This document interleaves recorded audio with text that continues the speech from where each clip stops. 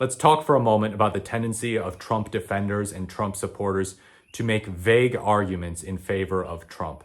Vague arguments meaning they just lack specificity. They don't connect the dots. They might say things like, weren't things better under Trump than under Biden? Wasn't the economy better? Wasn't the world situation better? Less war, open border, closed border under Trump, secure border under Trump, things good under Trump, things got bad under Biden.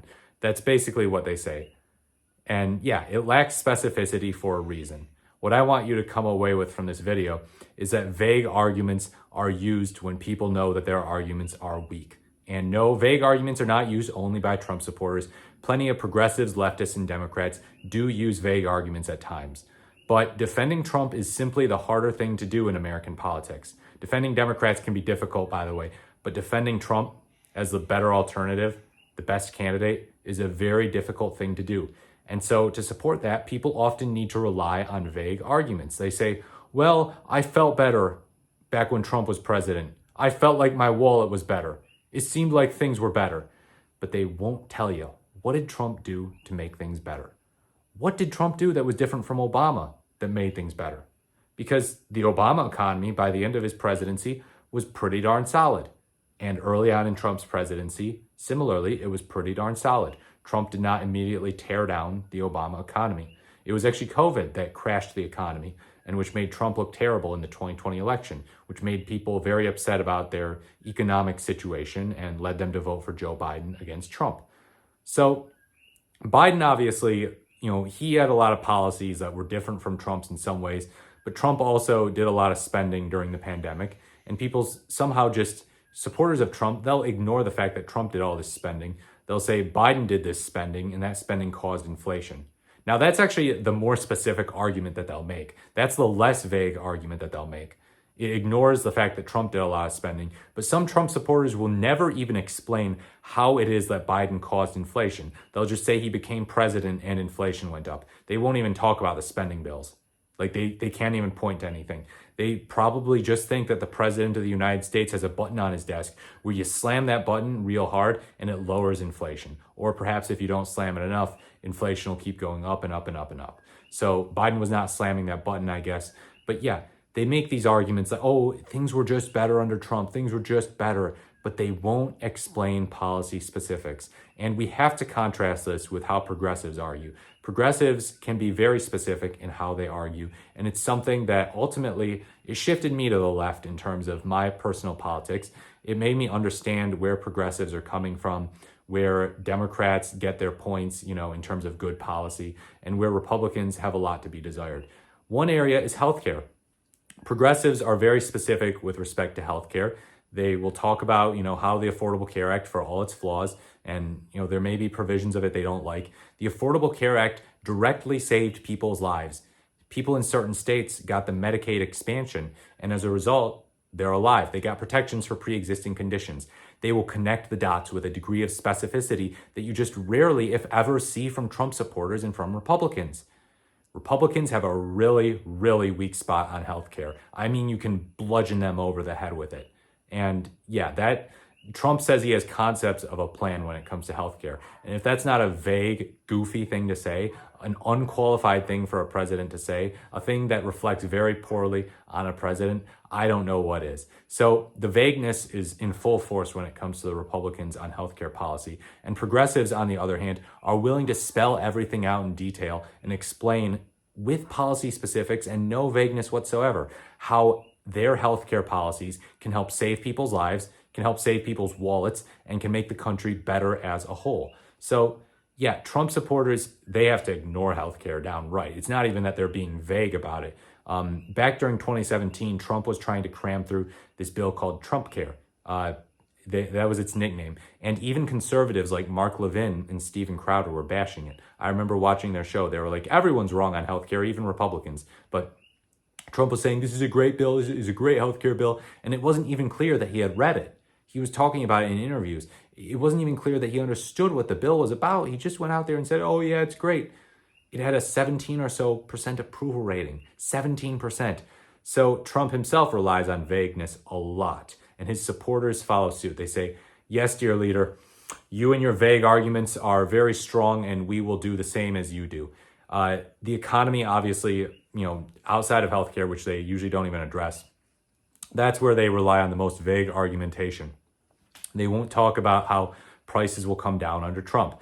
They won't address the elephant in the room. The elephant in the room being the tariffs. The tariffs. What on earth are the tariffs going to do to prices? If anything, they are going to raise them. So they're like, oh, shoot, well, now we have to say that high prices are actually patriotic. They're going to make American goods better, and they're going to drive out foreign goods. And so you need to pay tariffs in order to basically stand up for America and be a true patriot. Really? Really? And that's the more specific argument they'll give. The vague argument is just, well, actually, this is going to lower prices in the long run somehow. Short-term pain for long-term gains. And it's very vague. They won't explain what those long-term gains are. They rarely, if ever, will. And I'm like, funny how that works. Funny how you don't have to explain the benefit that the American people are getting from this. You just have to assure us that it'll be okay. And just say, hey, please trust us. We demand that you trust us. Things are going to get better under Trump's economic plan. These tariffs, they're all for a reason. It's all for the greater good. The greater good, another one of those vague terms. Another issue, regulation. Regulation, the administrative state, all this stuff, the size of government. Oh, Elon Musk, he's fighting corruption, waste, fraud, and abuse. They won't define what those things are. They just won't. They say, oh, they're spending on dumb stuff. They're spending on dumb stuff? Okay, that's the best you've got? Really? Whereas progressives will go out here and talk about the benefits of some of these spending programs, whose lives they save, whose wallets they save. And you'll just say, well, waste, fraud, abuse, and dumb programs, these dumb spending programs. I think there was fraud. I think members of Congress are enriching themselves off of it. Source? Do you have any source? Do you want to explain how this happened? No, you don't. It's pure vagueness. It's pure anti-intellectualism. I don't want to explain how these things happen. You just have to trust me that these things are bad. Anti-big government rhetoric gets pretty out of control at times. It really does. And I'm not saying this to kiss the butt of the government. The government has screwed plenty of things up. But for crying out loud, some of these people on the hard right who are just obsessed with shrinking the administrative state, they rely on ignorance. They rely on downright stupidity. I know it's harsh to say that, but downright stupidity, just not understanding the way that things work, just a refusal to think clearly. Just please hate the government because we say so. Ignore all the experts. Ignore basically any type of cause and effect. Just be mad. Be mad about the government. That's what Elon Musk is doing. Oh, they're taking money from you. As he takes money from you, Elon Musk is taking money from you. He's basically just threatening the government, threatening them, making them go, hey, drop these investigations, Consumer Financial Protection Bureau, drop these investigations into me, drop all this stuff that helps regular people, and just enriching himself by cutting programs that help regular people. That is taking money from you and getting some for himself. So there's a specificity that a lot of Trump supporters need to hear. Now, look, Democrats lack specificity at times. I think they need to be more specific with regards to how Trump is a threat to democracy. Just saying, oh, he's a threat to democracy, that's not quite enough. Trump supporters obviously don't have a specific response to that. They say, well, no, Trump is actually good for democracy. Elon Musk is saying, if you care about democracy, you have to vote for Trump. What on earth? That is the most I know you are, but what am I argument that I have ever heard. You care about the Constitution and you care about democracy, so vote for Trump. We can name so many ways in which Trump has violated the Constitution. Think about his threats to free speech, arresting pro-Palestine protesters, detaining people at the border. Violation of due process. A constitutional right that is clear as day. His Department of Homeland Security Secretary, Kristi Noem, just recently failed to define habeas corpus. She said that habeas corpus is the president's right to remove people from the country. I got news for you, Kristi Noem. The president has no right to remove people from the country. That doesn't exist. That's nowhere in the Constitution, let alone in habeas corpus. So we've got all these specific examples of how Trump fails to stand up for the Constitution. But these so-called constitutional conservative Trump supporters come in here, and I know not all constitutional conservatives are Trump supporters. Some of them are more Trump critical, and I give them an immense amount of credit for thinking for themselves with that. But The Trump supporting constitutional conservatives, which by the way is an oxymoron, but they call themselves that. They call themselves both those things. Say Trump is standing up for the Constitution. They will not name any way in which he is. They cannot do so. They might name some ways in which the Democrats run afoul of the Constitution and say, well, since the Democrats do that, Trump has got to be the opposite. No, Trump takes Democratic constitutional violations, says, those are pretty cool. I'm going to do even more. I'm going to do even more, because he's the only one who matters in his opinion. He is the president. The Constitution is just a roadblock. And the Supreme Court, their interpretation of the Constitution, its validity is kind of dependent on how I feel about it. Is the Supreme Court's opinion here valid? Depends. Do I like it? Yeah, then it's valid. If I don't like it, well, I'm going to have to give these 9 justices who all ruled against me a big fat middle finger because their ruling is very inconvenient for me. That is the way that he operates. See his actions on immigration and due process. Kilmar Abrego Garcia. These ridiculous actions. Deporting people, American citizens, to El Salvador slave labor camps. That is a specific violation of the Constitution because he's not giving them due process, not giving them the opportunity to prove that they are here legally. Well, no, I don't like them. They probably are here illegally. And MS-13 and Tren de Aragua are very bad. So I think that they might be MS-13 and Tren de Aragua and criminal rapist, illegal aliens. So I'm going to have to deport them. That's the immigration policy. That's the immigration policy of the Trump administration. It totally disregards the Constitution. It totally disregards basic human rights. And you know what? It could come for regular schmegular people who voted for Trump too. Regular schmegular people who are critical of Trump. It could be turned on any regular American citizen who was born here. That's the scary thing. And these are all the specifics that Trump supporters refuse to acknowledge. They act glib and continue to act like Trump is defending the Constitution when at the same time, Trump himself is saying he doesn't know whether or not he's supposed to uphold the Constitution. Buddy, it was in your oath of office. It was in your oath of office. Short-term memory loss, a little bit of a dementia moment, but I have been informed that Joe Biden's the only president with dementia, so obviously it wasn't a dementia moment. He just forgot this naturally. It happens. But yeah, the vagueness with respect to constitutional argumentation, the vagueness on the economy. Don't even get me started on the vagueness on foreign policy. Asking a Trump supporter about foreign policy is very frustrating. They will not give you anything remotely coherent. So they'll say he's anti-war. How? They will not give you any examples. They say, well, he didn't do the Iraq war. Oh, wow, okay, well, he didn't do the Iraq war? Okay, yeah, I know. He's not like George W. Bush. Cool, good for him. Yeah, he didn't say, oh, they have weapons of mass destruction. Send some troops to Iraq. Yeah, wow. Okay, cool. Good for you, dude. He didn't send troops to Afghanistan. Okay, wow, yeah, so anti-war. Look at that. By the way, which president pulled us out of Afghanistan and which president took a major butt kicking from the media for pulling the troops out of Afghanistan? Not Donald J. Trump. Ironically, it was a president who took office after Trump, and he did so. He got us out of Afghanistan 7 months after taking office.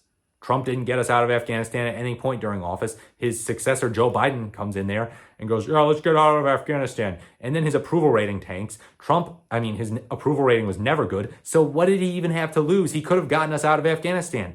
His approval rating was almost always below 50%. Sometimes it was in the 30s. He didn't do it because he's not anti-war. He's not non-interventionist. He loves the neocons in the deep state. He just does. He assassinated Qasem Soleimani just on a random day in 2020 before the pandemic. He's a terrorist or something, so I get to assassinate him. And that could have sparked World War III. There was serious talk about that. The man is not anti-war. The man did drone strikes out the wazoo. 400% increase in drone strikes under Trump above Obama. Obama did a lot of drone strikes. Trump did even more. What about this man's foreign policy is, oh, no new wars, no new wars. Okay, no new wars is a very, very, very narrow standard. Specifically, no new hot wars where we're sending ground troops in there. Oh, yeah, wow, well, big deal. There were no new wars under Joe Biden, too. The Russia-Ukraine thing, too. He's pro-peace. He's pro-peace. They say that, he wants Russia and Ukraine to not be at war and Zelensky just wants to go to war. But they ignore the details. Again, the vagueness. They thrive off the vagueness. What do they ignore? They ignore that he wants Zelensky to make massive concessions to that bully, that authoritarian scumbag, Vladimir Putin. They just ignore that. They're like, oh yeah, no, he just wants peace between them. No, he wants Zelensky to bend the knee to Putin, to just let Putin continue pummeling him. That's what he wants. That's what peace is in Trump's mind. Same with J.D. Vance. These guys are very pro-Russia. They're not pro-peace. They're pro-Russia. He calls Zelensky a dictator, and he refused to call Putin a dictator. So, yeah, vagueness on the foreign policy front, vagueness on the Constitution front, vagueness on the economic front. What about that border we keep hearing about? What about that border? Open borders, Biden came in and ruined things, and we had a secure border under Trump, right? That's the talking point. Well, factually, objectively, there was not an open border. If there were an open border, people could just come across the border whenever they want. There are plenty of examples of the border being enforced under Biden. The border was enforced. You could say it was enforced incompetently, but that's not the same as an open border. That's just not the same. So they're either being vague or they're lying. So the extent to which they're being vague depends on whether they're saying like, oh, generally speaking, the border was open, close enough to an open border, right? If they would straight up admit that there was not an open border, I would sort of give them credit for honesty. But if they continue to say there's an open border, then it's like they're just speaking in generalities. They're just being vague. They're saying, well, he's not doing border policy the way that I want him to do it, so he's for open borders, and Trump secured the border. By the way, Biden kept in place a lot of Trump's border policies. He kept in place a lot of them. And in fact, you know what Joe Biden was even doing?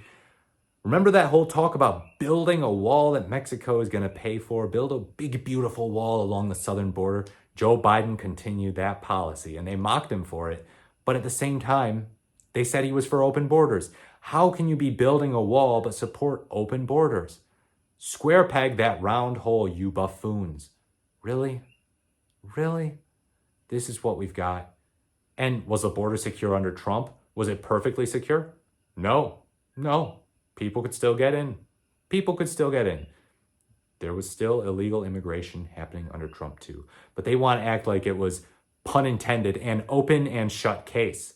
That, well, Trump upheld the border and everything was perfect on the southern border. And then starting in 2021, Biden did open borders and let everyone in who wanted to come in. And that's why we're seeing all this crime. And that's why Lake and Riley got killed, is because of open borders, Biden bringing in all the illegal alien filth. Really? You thrive off of being vague, if not downright misleading. Now, Trump supporters, they are not like media personalities. Your average Trump voter, it's not like they have a platform or anything like that. So they're not out there deliberately like spewing lies and spewing propaganda. I mean, they fall for the lies and they fall for the propaganda. And that's why they need to go out there and be vague. They say, well, the economy was just gooder. It was just a little better under Trump than it was under Biden. The border was just more secure. The prices were lower. The gas prices, oh yeah, I get it. On an intuitive level, don't we love low prices? Don't we love low gas prices?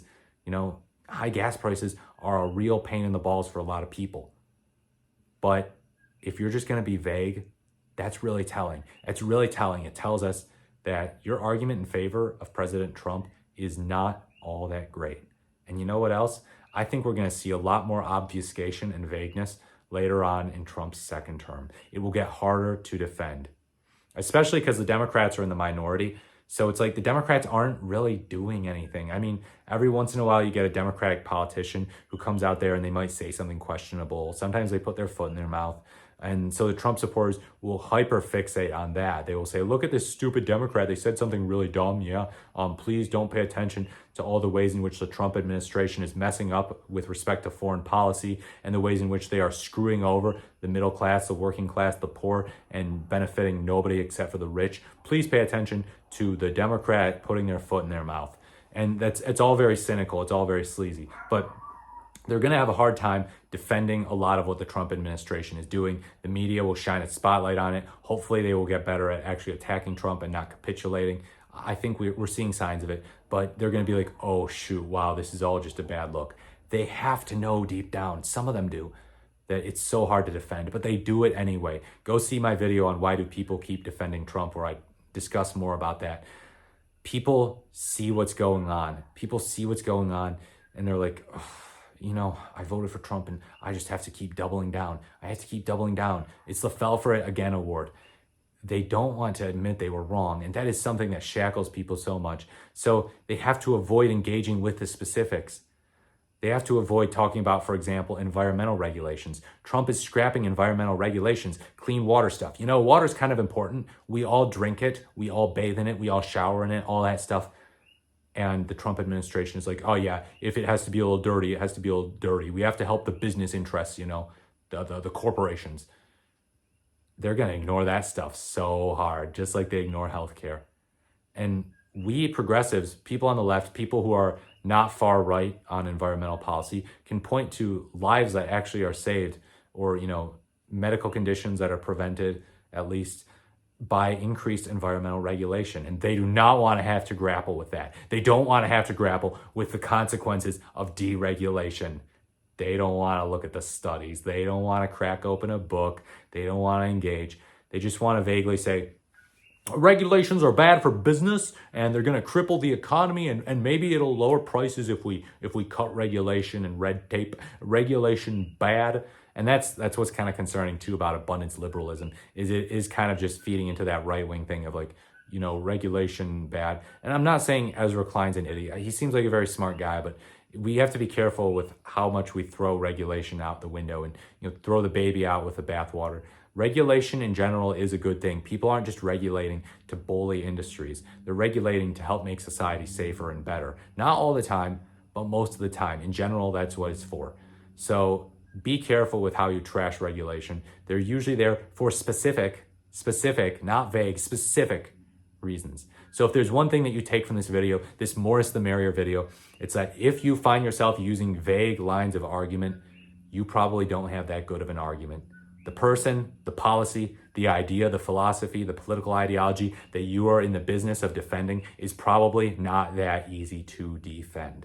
It's probably borderline indefensible, but you need to use vagueness to defend it. Vaguely gesturing at things. That's why conspiracy theorists, both on the left and on the right, have such a difficult time, because there are conspiracy theorists on both sides. I happen to be more heavily scrutinizing those on the right, but I acknowledge that plenty of them on the left exist, and they are pretty ridiculous at times. But both of them, on both sides, they rely on plenty of vague argumentation. And so that is the most concerning thing, is when vagueness, a desire to work backwards from your conclusions by using vague arguments, takes you into conspiracy land. You know, the deep state, the establishment, the military-industrial complex, just using all these vague terms to describe institutions. That type of stuff is kind of slippery territory. You got to be really careful. So when someone uses vague terms, vague arguments, pick their brain. You know, if they say Trump's standing up for the Constitution, say, how? How has he not violated the Constitution when he didn't give these immigrants due process? Why is that not a constitutional violation? Why do you think Trump's standing up for the Constitution when he's not giving people due process, or when he's violating people's free speech, you know, when he's censoring the pro-Palestine protesters? Why is it acceptable when he does this? You know, ask them to give you specifics, because when they start to do that, I mean, they're going to pause a lot. Their faces might turn red, but there is a chance of converting them, because I was won over on some policy positions by specifics myself. I used to make vague arguments. I used to have vague understandings of how the system worked. And then I was given some specifics on issues like healthcare, on issues of regulation. And I said, okay, we have some more specific examples of how these things work, how the world works. I've changed my mind. And there's nothing wrong inherently with changing your mind. Be a mind changer. Make good arguments. Make clean arguments. Make arguments that are not based in just insults, in vagueness, in cutting corners, but in connecting the dots. That's all for today. Like, comment, or subscribe to the channel. Thank you so much for watching. This has been the more is the merrier, and I look forward to speaking to you in my next video.